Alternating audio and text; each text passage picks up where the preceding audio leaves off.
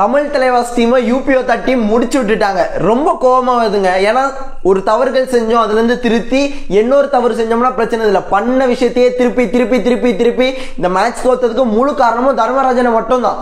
அவரை தாண்டி வேற யாரையும் சொல்லக்கூடாது, பிளேயர்ஸ் யாரையும் சொல்லக்கூடாது, தர்மராஜனை மட்டும் தான். எங்க நீங்க ஸ்டார்டிங் 7 ப்ராப்பரா கொண்டு வர மாட்டீங்களா? நம்ம எல்லாம் என்ன ஒப்பீனியன்ஸ் கொடுக்குறோம்? சூயர், நரேந்தர் கண்டோலா இல்ல சச்சின் தன்வர் ரெண்டு பேரும் யாராவது ஒருத்தரை வச்சுட்டு மொயின் ஜபாரியை வச்சு இன்னொரு இளம் வீரருக்கு வாய்ப்பு கொடுங்க அப்படின்னு சொன்னோம். விஷால் சகலுக்கு வாய்ப்பு கொடுத்தீங்க. மொயின் ஜபாரி எதுக்குங்க வெளியெடுத்தீங்க? எதுக்கு 2 பேர் நரேந்தர் கண்டோலா சச்சின் எதுக்கு?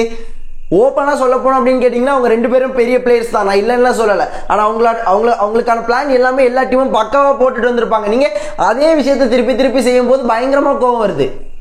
இதுக்கு முன்னாடி கடந்த 2-3 மேட்சஸ்ல போஸ்ட் மேட்ச் பிரசன்டேஷன்ல தமிழ் தலைவாஸ் டீமோட கோச் தர்மராஜ் என்ன சொல்லியிருந்தார் அப்படின்னு கேட்டீங்கன்னா, சோ மேட்ச் தோக்குறதுக்கு காரணம் டிஃபென்ஸ் தான் அப்படிங்கிற மாதிரி ஒரு 2-3 மேட்ச் சொல்லியிருந்தார். எனக்கு அப்பவே ஒரு மாதிரி தான் இருந்துச்சு. ஓகேங்களா, சரி நம்ம விட்டுலாம் அப்படிங்கிற மாதிரி இருந்துச்சு. இந்த மேட்ச்ல வந்து நீங்க டிஃபென்ஸை குறைய சொல்ல முடியாது. ஃபர்ஸ்ட் ஹாஃப்ல யூபிஓ டீம் டிஃபென்ஸ் என்ன பண்ணாங்களோ அதே டிஃபென்ஸ் தான் தமிழ் தலைவாஸ் டீமோட டிஃபென்ஸும் பண்ணாங்க.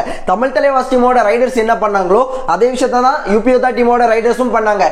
யூபிஓ டிஃபென்ஸ் கம்பேக் கொடுக்கும் போது அதை நம்ம பயன்படுத்திக்கணும்னு நினைச்சு யூபிஓ டீமோட ரைடர்ஸ் எந்த அளவுக்கு கம்பேக் கொடுத்து பிளே பண்ணாங்க அதே அளவுக்கு நம்ம டிஃபென்ஸ் பண்ணிருக்காங்க. நம்மளோட ரைடர்ஸால நம்ம டிஃபென்ஸுக்கு சப்போர்ட் பண்ணணும் அப்படின்னு சொல்லி ஏன் கம்பேக் கொடுக்க முடியல? நான் ஓவராலா சொல்ல போனோம் அப்படின்னு கேட்டீங்கன்னா நம்ம டீமோட ரைடர்ஸ் ஒரு சுறுசுறுப்பே இல்லாம வேண்டா வெறுப்பா தான் பிளே பண்ண மாதிரி இருந்துச்சு. ஒரு மண்ணும் பண்ணல. அவ்வளோ கோவம் வருது. செஞ்ச தப்பே திருப்பி திருப்பி செய்யும் போது அவ்வளோ கோவம் வருது. நான் எல்லா கபடி பிளேயர்ஸ்க்கும் எல்லா ஸ்போர்ட்ஸ் பர்சனுக்கும் ஒரு விஷயம் வந்து ரொம்ப பொருந்தணும் நான் சொல்லணும்னு நினைக்கிறேன். என்ன அப்படின்னு கேட்டீங்கன்னா, நீங்க நம்ம டீமுக்காக பிளே பண்ணும்போது ஒழுங்கா பிளே பண்ணல அப்படின்னா ஃபேன் சைட்ல இருந்து கெட்ட வார்த்தை பத்தி பேசுறதோ உங்க அம்மா அப்பாவை பத்தி திட்டுறாங்க அப்படின்னாலோ அதை கண்டுக்கிடாதீங்க. அவன் பாட்டு பேசிட்டே தான் இருப்பான். அந்த மாதிரி நாய்கள் குலைச்சிக்கிட்டே தான் இருக்கும். அந்த நாய்களை பத்தி கண்டுக்கிடாதீங்க. மேட்சை மட்டும் ஃபோக்கஸ் பண்ணுங்க. அவன் அப்படி சொல்லிட்டான் அதனால எனக்கு மேட்ச் வந்து ஃபோக்கஸ்டா இல்ல, இந்த மாதிரி காரணங்கள்லாம் சொல்லவே கூடாது. நீங்க ஒரு ஸ்போர்ட்ஸ் பர்சனா இருந்தீங்க அப்படின்னா அதெல்லாம் கண்டுக்கிடாம பிளே பண்ணிக்கிட்டே தான் இருக்கணும். அதே போல கபடி நாலேஜ் இல்லாம ஒரு 4-5 பேர் பேசிக்கிட்டே தான் இருக்காங்க. ஒரு மண்ணும் தெரியாது, ஆனா எல்லாம் பேசிக்கிட்டே தான் இருப்பாங்க. அவங்க கிட்ட எல்லாம் நீங்க திருப்பி வந்து பேச முடியாதுங்க. நீங்க ஒரு அட்வான்ஸ் டேக்கிள் பண்ணி சக்சஸ் நடக்குது அப்படின்னா சூப்பர், டைமிங் வந்து பெர்ஃபெக்ட்டா இருக்கு அப்படின்னு சொல்லுவாங்க. அதே அட்வான்ஸ் டேக்கிள்ல அந்த பாயிண்ட்ஸ் போச்சு அப்படின்னா எதுக்கு இப்படி போட்டு அவசரப்படுறான் அப்படிங்கிற மாதிரி சொல்றாங்க. அந்த மாதிரி ஒரு விஷயமும் தெரியாதவங்க வந்து பேசிக்கிட்டே தான் இருப்பாங்க. அவங்களே நீங்க கண்டுக்கிட கூடாது.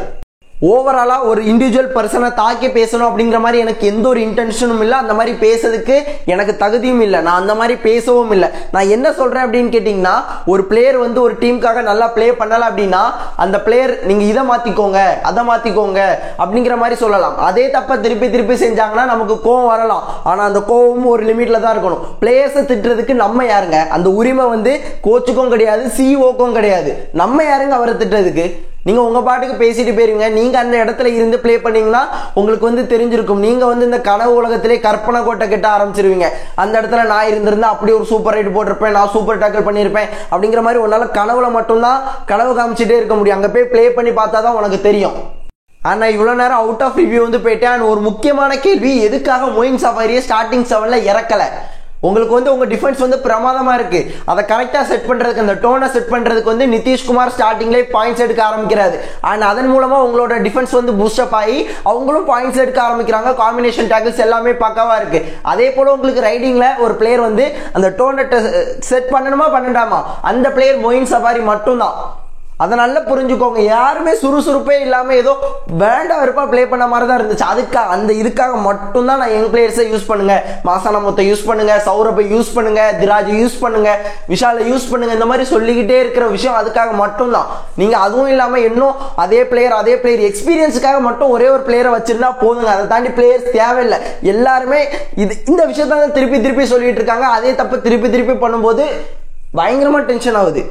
அண்ட் ஒரு முக்கியமான விஷயம், எல்லா டீம்லயும் ஒரு ஸ்டார் ரைடர் இருப்பாங்க. அந்த ரைடரை பார்க்கும்போது எல்லா டிஃபென்ஸும் ஓரளவு பயப்படுவாங்க. நம்ம டீம்ல அந்த மாதிரி ரைடர்ஸ் இல்லை. அந்த மாதிரி ஒரு ரைடர் இருக்கணும் அப்படின்னு சொல்லி தான் சச்சின் தன்வர் எடுத்தோம். அவர் என்ன அப்படின்னு கேட்டீங்கன்னா, அவர் வந்து பின்னாடியே பார்க்க மாட்டேங்காரு, நேரா போனா ஒரே ஐடியா போறாரு.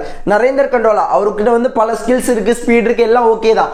ஆனா அவருக்கு கரெக்டா பிளான் பண்ணி தூக்குறாங்க. அவருக்கு ஹைட் அட்வான்டேஜ் இல்லை, அதனால தொடுறதுக்கு முன்னாடியே அடிச்சு தூக்குறாங்க. ஸோ இதெல்லாம் பார்த்துக்கணும். அவங்களுக்குலாம் ப்ராப்பராக பிளான் போட்டு வச்சிருப்பாங்க, ஆனால் யங் பிளேயர்ஸ்க்கு போட்டு வச்சிருக்க மாட்டாங்க.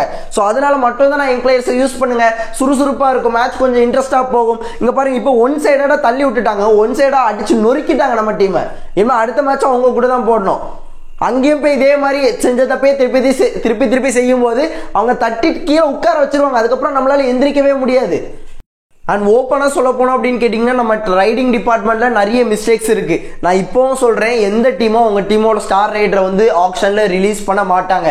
ஆப்ஷனில் ஒரு பிளேயரை ரிலீஸ் பண்ணுறாங்க அப்படின்னா அவங்க கிட்ட ஏதோ ஒரு விஷயம் இல்லை அப்படிங்கிறதுனால தான் அவங்க ரிலீஸ் பண்ணுவாங்க. நீங்கள் இனிமேல் ஒரு ஸ்டார் ரைடரையோ ஒரு ரைடரை பார்த்து மற்ற டீம்ஸோட டிஃபென்ஸ் பயப்படணும் அப்படின்னா நீங்களா ஒரு யங் ரைடரை க்ரூம் பண்ணால் மட்டும்தான் முடியும். ஆனால் அந்த விஷயத்த நம்ம இது வரைக்கும் ப்ராப்பராக செய்யவே இல்லை. நிறைய விஷயங்கள் பண்ணுறோம், டோர்னமெண்ட் நடத்துகிறோம், ஃபேன்ஸோட இன்ட்ராக்டாக இருக்கிறோம், இருந்து என்னங்க பிரயோஜனம்? ப்ளே பண்ணணும்ல, யங் பிளேயர்ஸ்க்கு வாய்ப்பு கொடுக்கணும்ல. செஞ்ச தப்பை திருத்தி ப்ளே பண்ணி மறுபடியும் தோத்தோம்னா பிரச்சனை இல்லை. செஞ்ச தப்பே திருப்பி செஞ்சு தோத்தோம் அப்படின்னா அது கோவத்தை தானே ஏற்படுத்தும். அண்ட் ஒரு சில ஃபேன்ஸுக்கு வந்து நான் ஒரு ரிக்வஸ்ட்டாக கேட்குறேன், நான் எல்லா ஃபேன்ஸையும் சொல்லலை, ஒரு சில ஃபேன்ஸ் இப்படி தான் இருக்காங்க.